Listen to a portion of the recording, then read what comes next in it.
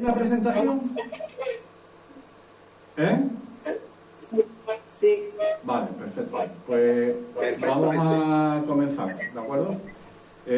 Buenas tardes y comenzamos la sesión de esta tarde, que, bueno, como sabéis también, lo que vamos a tratar es que poderla conectar o poderla hacer mediante el enlace Google Meet para que aquel que quiera seguirla de forma directa. Si queréis, por favor, apagad los micrófonos porque se escucha el ruido de fondo que son vuestros micrófonos, ¿vale? Si lo podéis apagar, por favor, los micrófonos. Perfecto, ahora magnífico. Como os decía, vamos a ensayar que la presentación de esta tarde sirva para ensayar pues la oferta que tenemos ahora desde el Ateneo de que las conferencias, dada la situación en la que nos encontramos, pues puedan ser retransmitidas a través de Google Meet, además de grabarlas para subirlas luego a nuestro canal en YouTube, con lo cual digamos que cubrimos todo el espectro posible en cuanto a situación o en cuanto a presentaciones online. Yo he querido presentar o he querido empezar esta andadura con un pequeño homenaje a una mujer científica, a una mujer que se le considera como la precursora de la enfermería moderna, que es Florence Nightingale. Algunos aspectos previos de esta conferencia ya lo presenté en un congreso también virtual que se le dedicó de manera exclusiva a la figura de Florence Nightingale y que, bueno, también lo colgamos en la página del Ateneo y tuvisteis la oportunidad de ver, bueno, pues el congreso completo y puede que alguno de vosotros también, la pequeña presentación que yo hice sobre ella. Y también aspectos parciales también fueron presentados en el Congreso Internacional de Historia de la Estadística y la Probabilidad que se celebró hace un par de meses en Jerez de la Frontera. Digamos que hoy la presentación es algo más extensa y lo que trato es un poco de como digo, bueno, pues presentaros a esta científica, a esta enfermera, bueno, que cumplimos el bicentenario de su nacimiento. La OMS dedicó todo el año 2020 a su obra y al reconocimiento de ella, dedicando el año 2020 al año de la enfermería. Que por razones obvias pues parece ser que también se va a extender a lo largo del 2021 para poder, digamos, terminar de celebrar las efemérides del nacimiento de Florence Nightingale. Yo me voy a centrar fundamentalmente en la labor estadística y a medida que vaya hablando, muchas de las cuestiones que voy a ir comentando les va a resultar familiares en cuanto a la situación que estamos viviendo ahora mismo, la situación de pandemia en la que nos encontramos. Bien,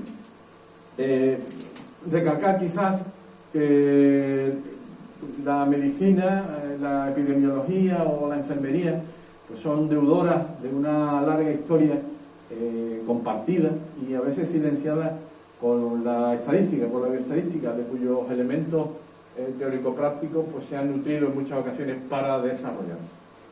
Y que los escenarios de crisis, como el que nos acabamos de encontrar, generalmente son escenarios que han servido como impulso para el desarrollo de la ciencia, en este caso para el desarrollo de la bioestadística y de la estadística en general. Y el objetivo de esta charla, de esta conferencia, es básicamente señalar la influencia que tiene un momento de crisis determinado en el desarrollo, en la labor estadística de Florence Nightingale. Muchos son los factores y las motivaciones que pueden condicionar el quehacer intelectual de una persona, el quehacer intelectual de un científico en un momento de crisis determinado. Desde la existencia de circunstancias personales, a los conocimientos previos que pueda tener, a la aparición de una serie de nuevos conocimientos en el panorama científico, a la situación socioeconómica o a la visión de la problemática por parte de una determinada clase social y de la política en general. Es decir, digamos que esos son los factores los factores, el caldo de cultivo, donde pueden hacer la motivación para que un científico en un momento determinado suba un nuevo peldaño en el quehacer intelectual. Vamos a centrarnos en la figura de Florence Nightingale y analizamos esos factores. Ella nace en el seno de una familia británica de clase alta, en Villa Colombiana, en Florencia, de ahí el nombre de Florence. Su padre era William Edward Short y su madre Frances Smith. Y fue su padre un verdadero preceptor para ella, que le enseñó idiomas, filosofía, historia y básicamente también matemáticas.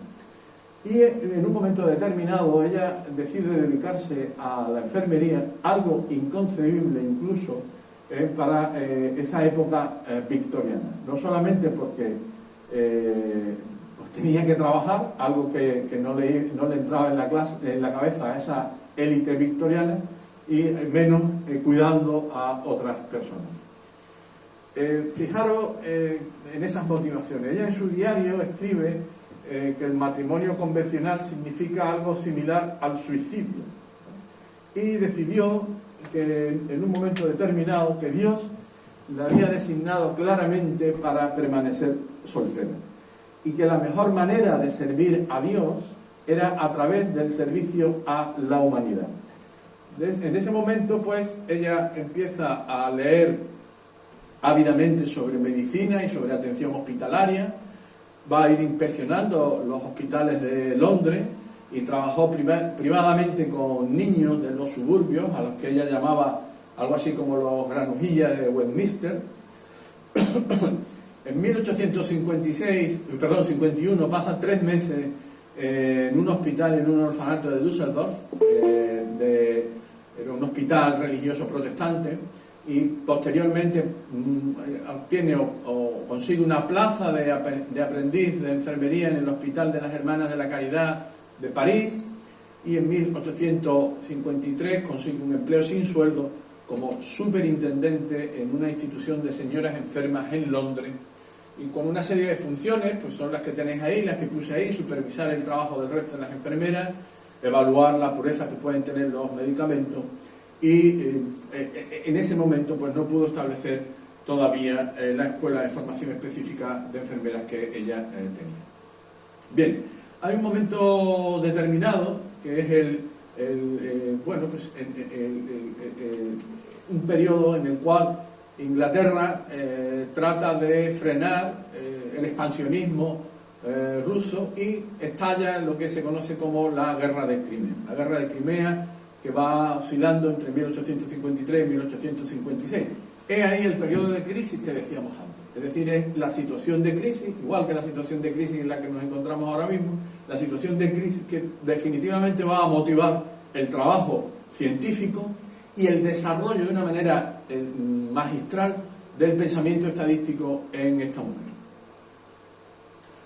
Bueno, esta es la llegada de Florence Nightingale en un cuadro de Jerry Barrett, en el cual, bueno, pues se ve perfectamente lo que se encuentra, un cuadro idealizado, romántico, lo que se encuentra a la llegada a Scutari. Bien, ¿y qué se encuentra desde el punto de vista sanitario en Scutari, en esa guerra de Crimea? Pues que apenas hay cirujano ni material, que no existe ninguna enfermera cualificada dentro de los hospitales militares, que los barracones están plagados de pulgas y de ratas, que hay hacinamiento, que las fosas sépticas y las letrinas están abiertas hacia los pasillos donde yacen los enfermos, que tras el lavado poco minucioso, evidentemente, de las sábanas, estas volvían a estar llenas de piojos, y que por lo tanto era moneda corriente la disentería, el cólera, el tifus, la congelación. Fijaros que en febrero de 1855 la tasa de mortalidad en esos hospitales era del 42,7% de los casos tratados. Es decir, casi la mitad de los soldados que entraban en los hospitales de campaña británicos de Scutari, en esa guerra de Crimea, casi la mitad va a fallecer. Ella misma escribe que nadie puede imaginarse los horrores de la guerra, las heridas, la sangre, la fiebre, la disentería, el frío, el calor, el hambre. Y ante esa situación, digamos que de alguna manera tenía que convencer a las autoridades británicas, a las autoridades militares, a los médicos militares varones del ejército, bueno, que había que hacer reformas, que era necesaria hacer esa reforma. Y ellas descubren que el argumento más convincente para poder llevar a cabo su labor es el método estadístico, sería la estadística. Lo que algún higienista español decimonónico llamó el legítimo criterio aritmético. Sitúense en una época en la que todavía pues, se ponía en duda la utilización del arma numérica, de los números, como elemento o como arma para evaluar situaciones que tienen que ver con la salud, con la medicina, etc.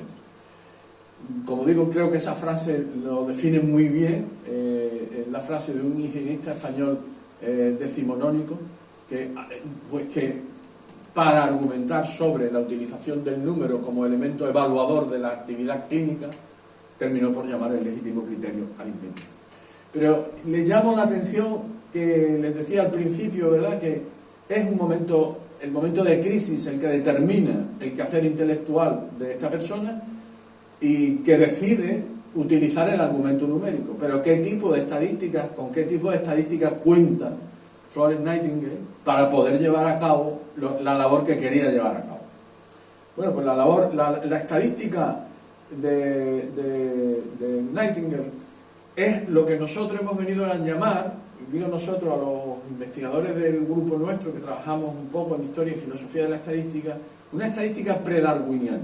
Es decir, Darwin escribe en 1859, cuando edita El origen de las especies, y ese libro tiene un potencial enorme para bombardear los cimientos de la ciencia oficial, de la filosofía, de la teología, es decir, le pega un meneo a todo conocimiento presente en la Europa occidental.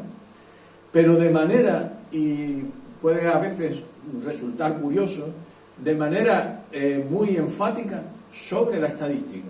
Es decir, el trabajo, la estadística moderna es fruto, básicamente, de lo que luego se llamó el neodarwinismo o la escuela biométrica inglesa. Es decir, es fruto de tratar de matematizar las leyes de la herencia descritas por Darwin, fundamentalmente en el Tratado del Origen de las Especies.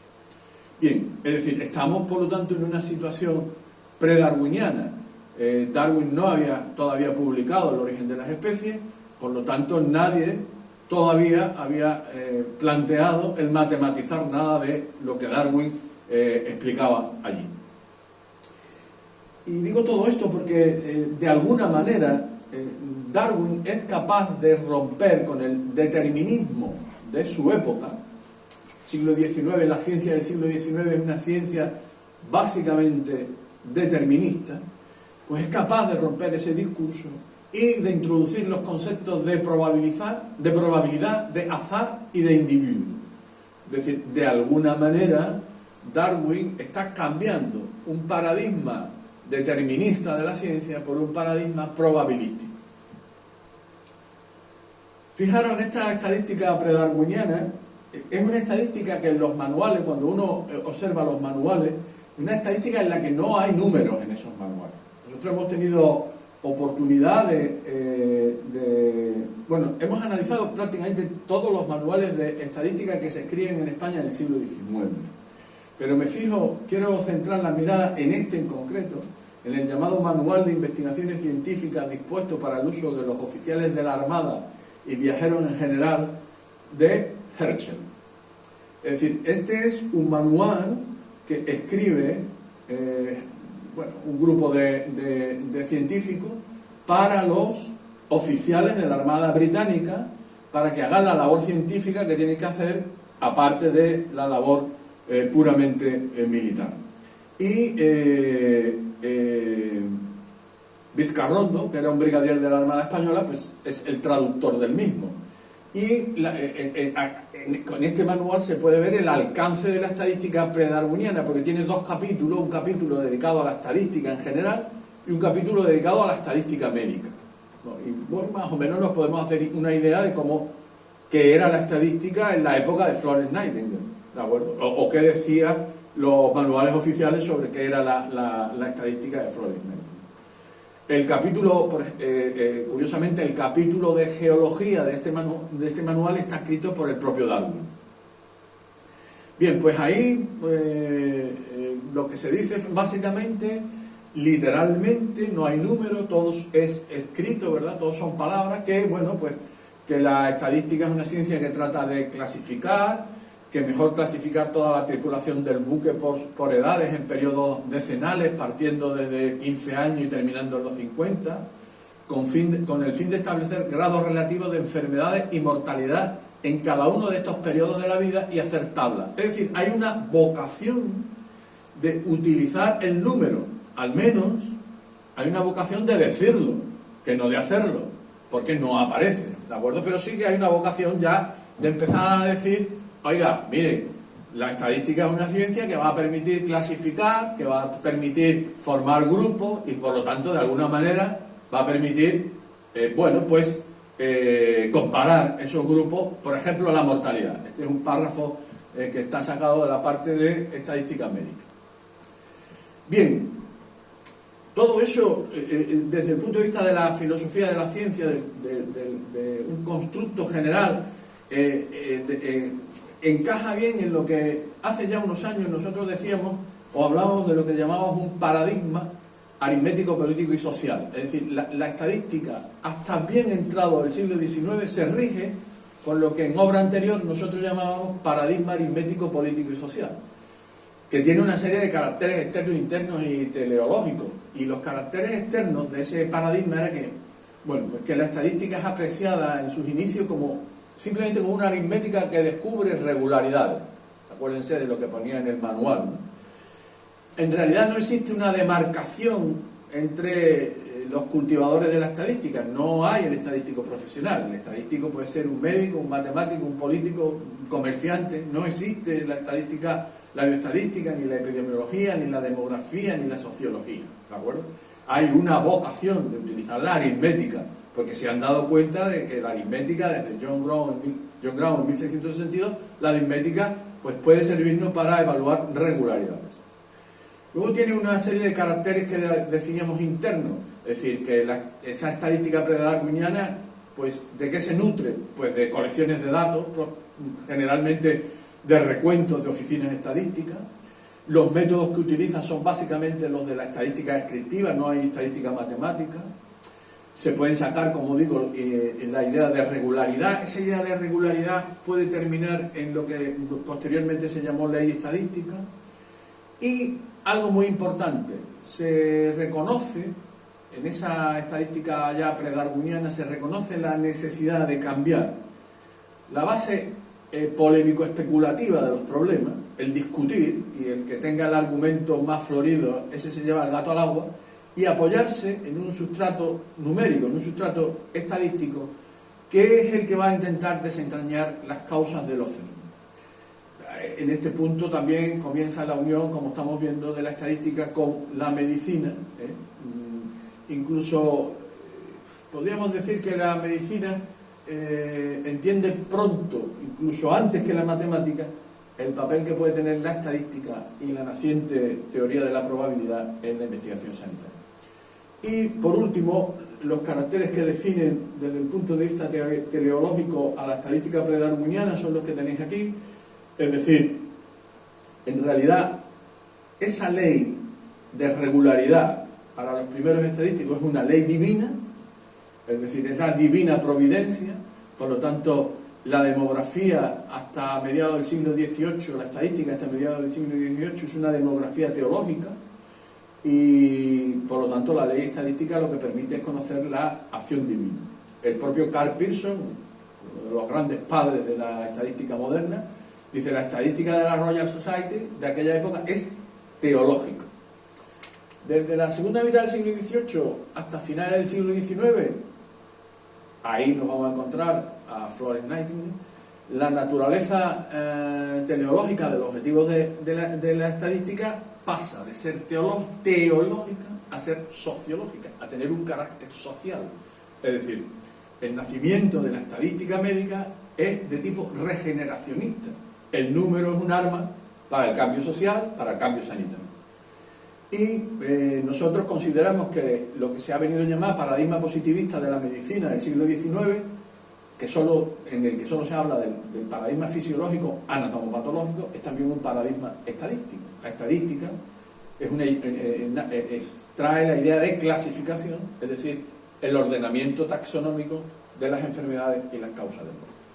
Hay una larga tradición en esa estadística pre-darwinista que la podemos quizás centrar o fijar en John Brown. En 1662 publica el primer tratado de estadística con estas ideas y que culmina, o nosotros pensamos que culmina, con Florence Nightingale. Lo que venga después de ella ya no tiene nada que ver con la estadística pre-darwiniana, ya estaríamos ante una estadística que hemos llamado post-darwiniana. Digamos que ese sería un poco la escalera, ¿no? Empezamos con John Brown, pasamos por Quetelet, Gabarret es el primero que escribe un tratado sobre estadística médica y terminamos en la cúspide con Florence Nightingale. Quetelet es importante porque desarrolla la teoría de probabilidad y, bueno, de alguna manera es el hombre de síntesis entre lo que se vino a llamar estadística descriptiva y estadística matemática o estadística teórica. Y Florence Nightingale conoce la obra de Quetelet. Fijaros, aquí tenéis una carta de Florence Nightingale a William Farr. William Farr es el padre de la epidemiología moderna. Él era el encargado de llevar los registros sanitarios en la oficina del Registrador General de Inglaterra y uno de los primeros bioestadísticos. Ella le escribe a William Farr, con el que trabajaba, pues le dice, bueno, pues mi querido amigo, mi querido doctor Farr, pues hoy ha muerto nuestro admirado Quetelet. Y dice algo muy importante: el fundador de la ciencia más importante, la estadística, porque la aplicación práctica de cualquier otra depende de ella. Es decir, ella asume ese papel que tiene la estadística y lo asume desde el principio, se da cuenta del papel que puede tener la estadística. En ella se da, pues, tanto el pensamiento regeneracionista como el pensamiento teológico, como veíamos al principio. La estadística también tiene ese elemento espiritual para Nightingale, ya que ella sostuvo que para comprender los pensamientos de Dios debemos estudiar las estadísticas, la búsqueda de la regularidad, es decir, de la idea divina, ¿no? Ya que estas son la medida de su propósito. Ella comparte esa idea con Francis Galton, la idea de que el estudio estadístico de los fenómenos naturales era un deber religioso del hombre. En esta estadística predarwiniana, también o predarwinista, también, bueno, uno de los autores importantes es el que tenéis aquí, Lewis, que habla del método numérico y uno de los primeros precursores de evaluar algunas actividades médicas, y Lewis, que verdaderamente se convierte en un elemento clave en la formación de los higienistas británicos. Pues vemos aquí la conexión entre Lewis, William Farr y Florence Nightingale. William Farr, como os decía, es el encargado de la oficina del Registrador General, crea los primeros sistemas de información sanitario, crea los primeros indicadores, las primeras sociedades de estadística y algo muy importante. En el informe anual de 1856, el primer Congreso Internacional de Estadística tiene una motivación, que es el crear una clasificación de las causas de muerte. Y es William Farr el primero que da una clasificación de las causas de muerte en 1856. La clasifica en esas 5 que tenéis ahí. La clase 1, que tiene que ver con las epidemias, endemias, enfermedades contagiosas, la llama Simotici. La clase 2, que tiene que ver con las enfermedades constitucionales, ahí mete la tuberculosis, curiosamente. La clase 3, enfermedades locales, la clase 4, enfermedades de desarrollo, y la clase 5, muerte y enfermedades violentas. Es decir, el primer intento de una taxonomía de las causas de muerte lo tienen aquí en la pantalla. Es importante que fijemos esa idea.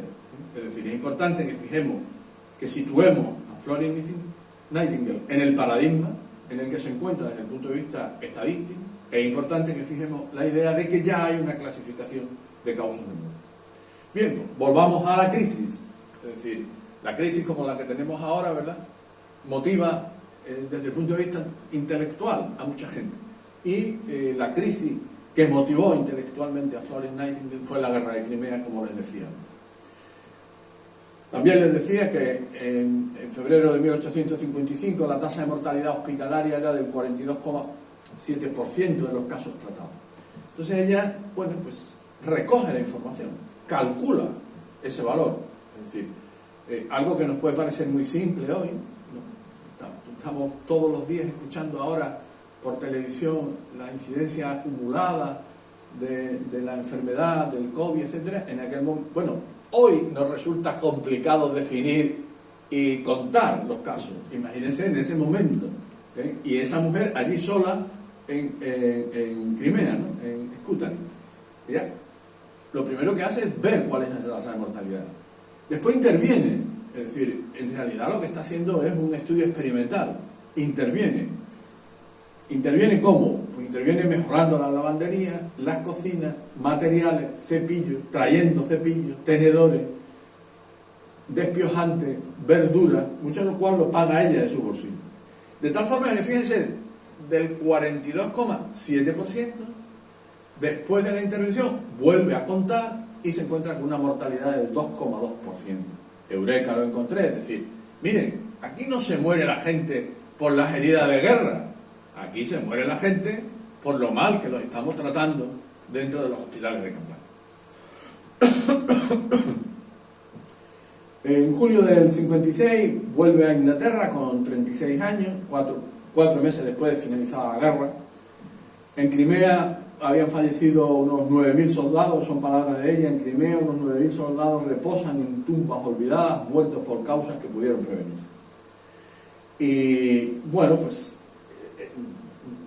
empieza a moverse desde el punto de vista político, empieza a tratar de que se llegue, a través del Parlamento, a una reforma de los servicios médicos militares. Y para poderlo hacer, pues se convierte definitivamente en la promotora de una nueva herramienta científica, que es la estadística. Que fíjense, el manual que vimos antes, ¿dónde pone la estadística Florence Nightingale? Ahí tenéis algunas de sus tablas sobre la epidemia de gripe. Durante los primeros meses de la contienda, la mortalidad en la tropa es del 60%. Y un detalle que me gustaría que se fijara es este que está aquí. Es decir, como utiliza una clasificación, es decir, no cuenta a tontas y a locas, sino que utiliza una clasificación, cual la que estaba aceptada en aquel momento, se da cuenta que la mayor parte de las muertes son atribuidas a las enfermedades zimóticas, es decir, a las enfermedades infecciosas. Es decir, no a las enfermedades producidas por herida de guerra. ¿Vale? Fíjense, también se da cuenta y hace una estimación. Dice, si esa tasa hubiese persistido un año completo sin reemplazo de tropas, la enfermedad hubiera barrido por completo al ejército británico destacado en Crimea. ¿Se queda tranquila? No, no se queda tranquila. Es decir, sigue investigando. Ella se da cuenta que en tiempos de paz, los soldados de 20 a 35 años tienen una tasa de mortalidad cercana al doble de la población. Es decir, ella es capaz de estratificar por edades a las tropas y compararlas con la población general. ¿Vale? Todo ello hace que, bueno, pues que la reina Victoria y el primer ministro se interesen por el tema y se crea la Real Comisión de Sanidad del Ejército. Ella misma dice que resultaba un crimen tan grande admitir una mortalidad del 17 al 20.000 entre infantería, artillería y guardia de Inglaterra, es decir, no de los que estaban en guerra, sino de los que estaban acuartelados, cuando la población civil era de 11 por mil. Dice que es como llevar anualmente a 1.100 hombres al llano de Salisbury y fusilarlos. con todo eso, con todo lo que va viendo, con toda la información que va recogiendo, crea un informe o edita un informe de 1000 páginas, costeado por ella misma, que Farr, recuerden, el director de la Oficina de Estadística Británica, el Registro General, dice que es la mejor obra existente tanto sobre representaciones estadísticas como sobre el ejército. ¿Qué quiere decir Farr con lo de las representaciones? Pues que es pionera en algo muy importante, la representación gráfica de datos. Pero imagínense, es decir, qué difícil es en el momento en el que ella se encuentra tratar de que un conjunto numérico de datos sea representado gráficamente y te impacte. Sin ordenadores, ¿no? Hacía mano. Y gracias a ese informe, pues esa comisión, se crean 4 subcomisiones: la del medio físico de Barracones, la del código sanitario, la escuela de medicina militar y la organización y procedimiento para la confección de estadísticas médicas. Saca un volumen más pequeño y en él, bueno, pues se ven cosas interesantes. Yo he traído algunas tablas que me parecen de interés. El volumen tiene muchas tablas, pero algunas de interés. Fíjense lo que hace. Es que verdaderamente es admirable. Ahí tienen la primera columna por año.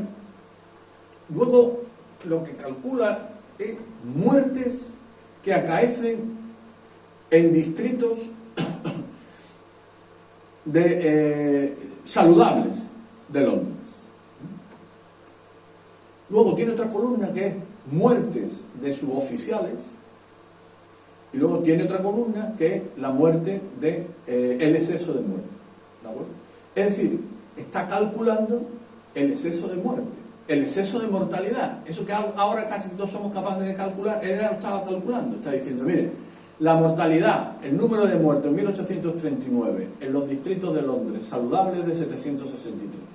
Sin embargo, las muertes en los suboficiales británicos es de 2.914. Es decir, hay un exceso de muerte de 2.151 para el mismo año y para la misma edad. Luego lo que hace es comparar por causas de muerte. Y observa, como veis aquí, se observa que por las enfermedades infecciosas de la clasificación de Farr, en el ejército la tasa de mortalidad es de 18.7%. No utiliza cifras absolutas, utiliza cifras relativas, que son las que se pueden comparar, ¿de acuerdo? Y en los hombres ingleses es de 0.20. Es decir, está diciendo, miren, no solamente hay una gran diferencia para todas las enfermedades, sino que la mayor es para las enfermedades infecciosas. Bueno, y todo eso además empieza ahora a desglosarlo por meses, por año, por edad, por causa, etc. ¿De acuerdo? Es decir, que el informe es exhaustivo. Pero imagínense lo complicado que era, no solamente obtener la cifra, bueno, no solamente saber qué cifra quiero, sino obtenerla y hacer los cálculos. No había calculadora tampoco, ¿eh? Además, he comprobado los cálculos y no se equivoca nunca. Luego lo desagrega aún más por dentro de cada causa de gran grupo de enfermedad por grupos más pequeños de enfermedades, y empieza con los gráficos, ¿no? Ahí tenéis un gráfico en donde, bueno, pues lo que tenéis es la comparación entre de la mortalidad por grupos de edad entre hombres ingleses y soldados, ¿no? Y siempre ella observa, pero soldados acuartelados, no en campaña, ¿de acuerdo? No en campaña, es decir, está poniendo en evidencia que la mortalidad es un desastre en campaña, pero es que la mortalidad de los soldados acuartelados también es un desastre, porque lo compares como lo compares, la mortalidad es mayor en los soldados. Y luego ya empieza a hacer los gráficos, ¿no? Es la gran precursora de los gráficos estadísticos. Es decir, ella dice, bueno, yo ¿cómo puedo convencer al Parlamento británico de lo que está ocurriendo. Una imagen vale más que 1000 palabras. E inventa los gráficos. ¿De acuerdo? Es decir, que es la gran precursora de los gráficos, de esos gráficos que vemos todos los días en los periódicos, ¿no? Y aquí tenéis un gráfico que ella llamaba algo así como painetas, ¿no? Que son gráficos polares, donde cada parte coloreada es proporcional a la mortalidad por determinadas causas. Y observa, ¿vale? Este sí es del ejército que está en campaña. Observa cómo, fíjense, la mayor muerte proporcional es debido a las causas infecciosas. Y las heridas es lo que menos mortalidad provoca. Claro, el impacto que esto provocó, claro, pues la gente pensaba, se mueren los soldados. Claro, si van a la guerra se mueren, evidentemente. No se mueren por las heridas. Se mueren por la mala disposición que tenemos de la sanidad militar. Ahí tenéis otro gráfico impresionante, donde lo que trata de, bueno, está sobre una base anual, pues observa cómo en el mes de febrero la mortalidad alcanza un 415%, ¿de acuerdo?, en los soldados del ejército británico.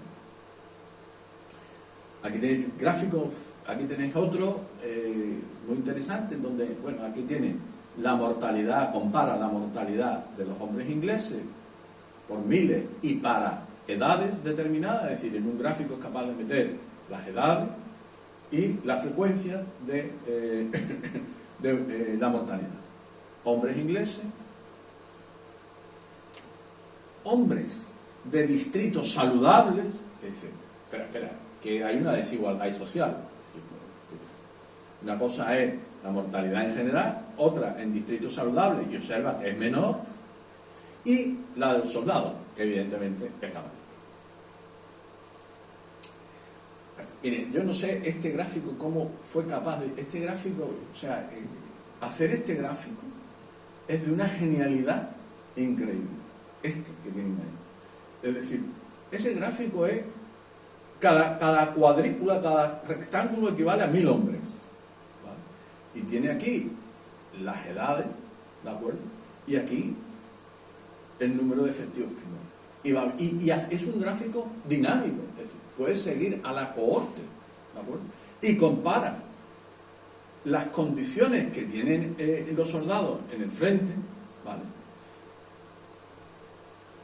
Que tiene aquí los inválidos y las muertes, pero lo que hace luego es una interpolación, es decir, ver qué mortalidad tendría si y la igualase a la de la población civil, y compara los dos. En realidad es una hipótesis, como veréis, y compara los dos gráficos. Me parece genial, es decir, son gráficos increíbles para el momento en el que nos encontramos. Les repito, los manuales de la época lo único que hacían era contar allí lo que hemos visto antes. Bien, una vez terminado todo eso, una vez terminado, digamos, esa labor estadística comenzada con los soldados británicos, ya también se dan cuenta que, bueno, que en varios hospitales de Londres, incluidos los más importantes, Thomas, el Bartholomew, el University College, estaban utilizando su propio sistema de denominación y clasificación de enfermedades, y que con eso era imposible comparar las tasas de mortalidad entre los distintos hospitales de Londres. Por lo tanto, se embarcó en una campaña para estandarizar, para utilizar clasificaciones de enfermedades, para estandarizar los cálculos, para estandarizar las variables que se recogían, en definitiva, para crear un sistema de información sanitario moderno. Eso es lo que estaba creando. Y lo logra, claro, lo logra, y aparece fundamental en este libro, en sus notas sobre hospital, aparece... en realidad habla de la arquitectura, de cómo tiene que ser un hospital, de muchísimas cosas, pero bueno, lo que nos interesa aquí es que habla también evidentemente de las estadísticas hospitalarias y de cuál sería la información y cuáles serían los sistemas de información con los que habría que recogerla. Es decir, que da en los anexos, oiga, la información la recogen ustedes de esta manera y de esta forma, ¿de acuerdo? Y bueno, define las variables que tiene que recogerse, etc. Tampoco quiero cansaros mucho, pero como veis, bueno, pues hace un verdadero alarde de sistema de información. incluso la nomenclatura de las diferentes operaciones. Es decir, no llamen ustedes cada cosa como les dé la gana, sino que vamos a estandarizar las intervenciones también. Y bueno, pues se considera a Nightingale como la creadora de los indicadores de salud moderna. En sus notas sobre hospital propone un sistema de recogida hospitalaria, hecho que la convierte en una de las primeras personas que consigue cambios en los proyectos hospitalarios como consecuencia de la utilización de esos indicadores. Es decir, propone, evalúa, interviene, evalúa y evidentemente saca las conclusiones pertinentes. Bueno, esto era un trabajo, en definitiva, es donde está enmarcada por una autora, una historiadora de la estadística muy importante, que enmarca a Florence Nightingale dentro de la corriente de estadísticas vitales, junto con a los más importantes en ese área. En definitiva, fijaros, bueno, pues aquí tenéis una triada importante de aquella época, William Farr, Florence Nightingale, y quise poner a John Snow porque ¿nunca se equivocaba Florence Nightingale? Sí, se equivocaba. Es decir, la epidemia de cólera, tanto William Farr como ella pensaba que se transmitía por las miasmas, eran partidarios de la teoría miasmática, pero es John Snow el que se da cuenta que también haciendo un ejercicio de estadística y un ejercicio de el creador de la cartografía, por decirlo de alguna manera, la interpretación de datos cartográficos, el introductor también de la anestesia en Inglaterra, pues es el que se da cuenta que el cólera es consecuencia de la contaminación del agua. En definitiva, bueno, pues lo que os decía, después de ver todo esto, creo que es de justicia decir que Florence Nightingale ocupa una cúspide en ese primer paradigma, en esa estadística predarwiniana. Ya prácticamente lo que va a venir detrás es otra cosa. Lo que va a venir detrás era, como os decía, Charles Darwin, el primo de Darwin, Francis Galton, que trata de matematizar, Karl Pearson y la escuela biométrica, que en definitiva la estadística actual es heredera de la escuela biométrica, heredera de esas estadísticas que nosotros hemos llamado post-darwinianas. Florence Nightingale es la primera mujer en ingresar en la Sociedad Estadística de Londres y también en la Sociedad Británica, y en muchos tratados es reconocida como estadística más que como enfermera. En definitiva era una científica, y lo que hizo fue transformar una profesión que estaba incluida en el catálogo de profesiones en Inglaterra como profesión doméstica, y la sacó de allí y la metió dentro del catálogo de profesiones sanitarias, de profesiones de cuidado, de profesión científica.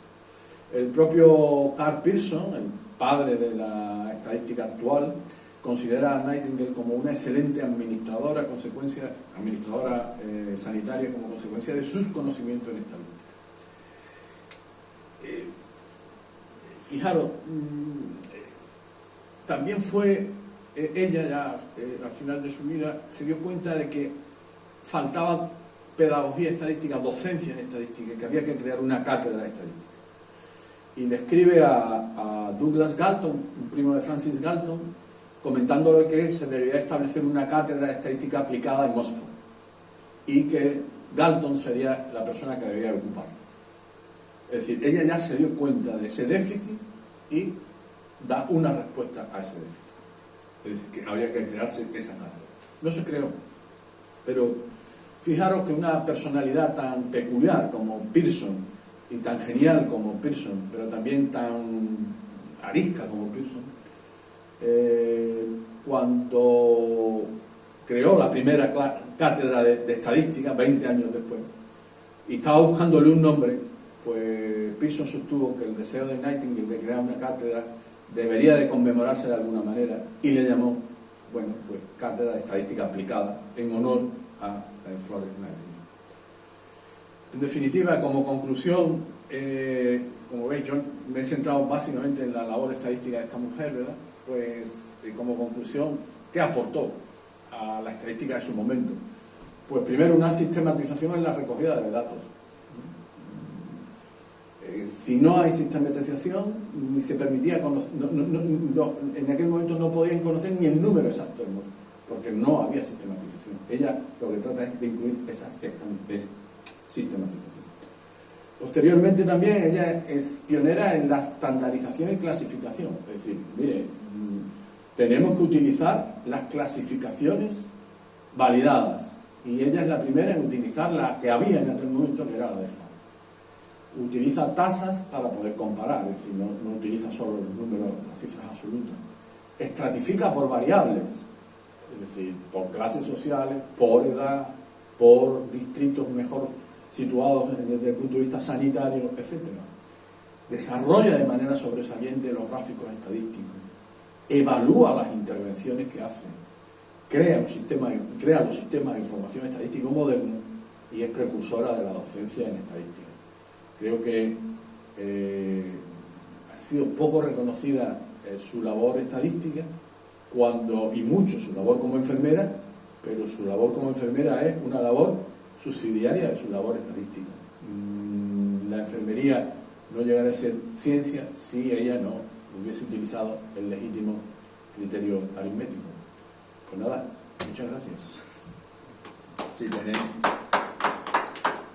Si tenéis alguna pregunta o algún comentario o algo que decir, pues ahora es el momento. Magnífico. Muchas gracias, José María. Y luego todo esto luchando contra aquello de que la mujer en aquella época... Claro, ese además es el gran hándicap, es decir, que luchaba contra... Bueno, fijaros, ella era una mujer y estaba en un contexto en el que hombres, guerra, cirujanos, varones. Y ahora yo os voy a decir que lo estáis haciendo mal, ¿no? Y es esa situación en la que le impulsa a decir, bueno, mire, lo objetivable no es opinable y lo objetivable es el dato numérico. Por lo tanto, tengo que utilizar una herramienta que hasta ese momento estaba poco desarrollada, que ya termina de desarrollar, ¿no? Es decir, y con lo de los gráficos es de una genialidad alucinante. De aquí un saludo a Antonio Ares, que está en el hospital Segundero. Sí, está en el hospital, estará con el tema de la madre. Pero... Diego, ¿tú tenías una pregunta? Me pregunta Diego por aquí. No sé si se escucha bien. Enhorabuena, Pepe, por tu documentada y pedagógica exposición. Hacer una matización. Normalmente cuando hacemos ciencia y lógica pensamos muchas veces en las causas y en la evolución, en el origen y la evolución de algo, ¿no? Entonces muchas veces, bueno, los griegos antiguos hablaban del origen material de las cosas, en arqué, ¿no? Los presocráticos y tal, pero también la Biblia hablaba, por ejemplo, de la palabra, Pitágoras hablaba del número, más posteriormente se ha hablado de la imagen, y es muy importante hablar de los gráficos, también de los gráficos, que es fundamental, y más en la época en la que vivimos, ¿no? Es fundamental para todas las ciencias, ¿no? Entonces, hay que reconocerle el mérito a esta investigadora de, en primer lugar, de adelantarse, como tú dices, de adelantarse en esa exposición tan científica, tan argumentada, ¿no? Y del uso de los gráficos, porque adelantarse eso en un periodo, como tú decías, en el que todavía estamos hablando de pre-evolucionismo, siempre se ha hablado de evolución, pero no al nivel de lo que va a aportar el darwinismo posteriormente. Entonces, esa visión que tiene me parece fantástica, ¿no? Y como decía José María, y coincido con él, mi pregunta es cómo, evidentemente por su enorme rigor científico, cómo esa mujer en la primera parte del siglo, en la primera mitad del siglo XIX, pudo tener tanto eco, o posteriormente, ¿no? Y probablemente por eso, ¿no? Por su rigor científico, ¿no? Que yo creo que fue aplastante, es decir, ella sabía que tenía que ser aplastante, y lo fue, porque cuando uno ve los gráficos, no, hay algún precursor, algún matemático precursor de algún gráfico, y ella estudió matemáticas, y tuvo un preceptor en matemáticas, y su padre se interesó porque estudiara matemáticas, pero bueno, a la precisión con la que, a la imaginación más que precisión de los gráficos, es decir, capaz de sintetizar esa información en un gráfico que yo me la imagino haciéndola con un lápiz y un papel, bueno, es que me parece totalmente alucinante, es decir, cómo incorpora la información que tiene en la cabeza con lo que ha medido numéricamente y es capaz de incorporarlo a un gráfico en un momento en el que los gráficos prácticamente no existían. me parece de una genialidad aplastante. Pepe, Dime. yo te digo una cosa, mujer tenía que ser, para no, en serio te lo digo, para tener esa visión en la que mezcla lo que recoge como dato y cómo lo... Ahí, se fue. Estamos viendo, vamos, que en aquella época había insignes médicos, insignes investigadores, y a ninguno se le ocurrió utilizar la información que tú coges y sobre todo agrupar, porque muchas veces lo que se plantean fundamentalmente son el estudio de casos, ¿no? O sea, los grandes investigadores y los grandes médicos de aquella época, más que hablar de grupos, hablaban de casos puntuales.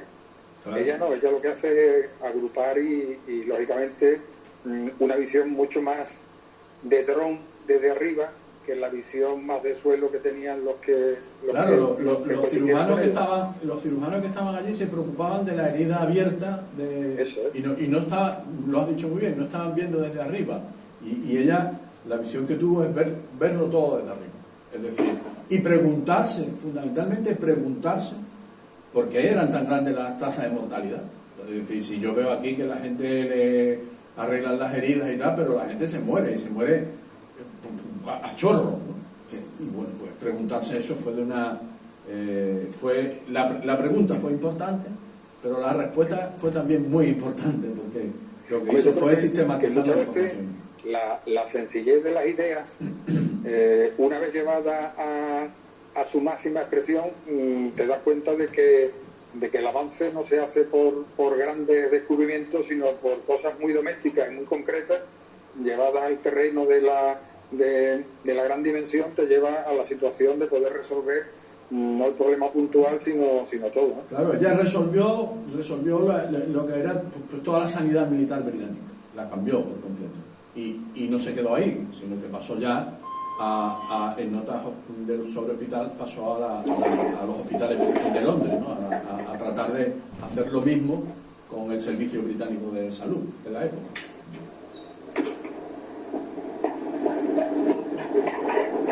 No te escucho bien, José María, porque... Antonio, apaga tú el micrófono, Antonio, apaga tú. Es que algo importantísimo, o sea, ella al detectar estadísticamente cómo influye un tipo de ambiente, de tratamiento en los hospitales y todavía, cuando está descubriendo el tratamiento infeccioso y está descubriendo el tratamiento diferenciado de las enfermedades y hasta incluso su etiología, de dónde claro, viene. Date cuenta que ella se da cuenta que cuando clasifica las causas de muerte, la mayor parte de las causas de muerte caen dentro de lo que Farr llamaba zoonotic, es decir, enfermedades infecciosas. Ella ya se da cuenta y dice, bueno, ¿y las enfermedades infecciosas qué tratamiento tienen? Entonces no había antibióticos, pero sí que había medidas higiénicas. Bueno, en realidad las seguimos utilizando hoy. Es decir, las enfermedades infecciosas, bueno, pues tienen las medidas que tienen. Es decir, limpieza, mire usted, las letrinas hay que hacerlas de esta manera, los barracones hay que hacerlo de esta manera, la gente tiene que comer, a la gente hay que lavarle la ropa. Es decir, todo eso, esa fue su gran revolución. No descubrió ningún antibiótico porque no había en aquel momento, pero su gran revolución fue el gestionar todo aquello de manera diferente. Y también una cosa importante, el señalar que la mortalidad, la muerte, no se distribuye de manera uniforme, sino ella demuestra, cuando compara la mortalidad de los hombres británicos de distritos muy saludables, como ella dice, de distritos muy saludables, y los compara con los hombres británicos en general, y los compara con los soldados acuartelados, observa que la muerte es diferente, que se mueren más unos que otros. Luego está poniendo en evidencia que la mortalidad no es uniforme, que la mortalidad está relacionada fundamentalmente con la desigualdad social.